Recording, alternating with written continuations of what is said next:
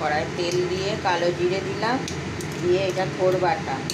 থোর বাটাটা হচ্ছে প্রথম হচ্ছে সর্ষে, সাদা সর্ষে আর সাদা তিল দিয়ে নুন দিয়ে পেস্ট করে নিয়েছিলাম। তারপরে থোরটা দিয়ে থোর, নুন, মিষ্টি, হলুদ সব দিয়ে কাঁচা লঙ্কা দিয়ে একবারে পেস্ট করে নিলাম, নিয়ে এইবার নাড়ছি।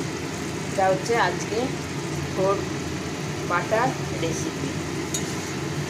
এবার শুকনো করে নাড়তে হবে। খেয়ে দেখবেন, যদি ভালো লাগে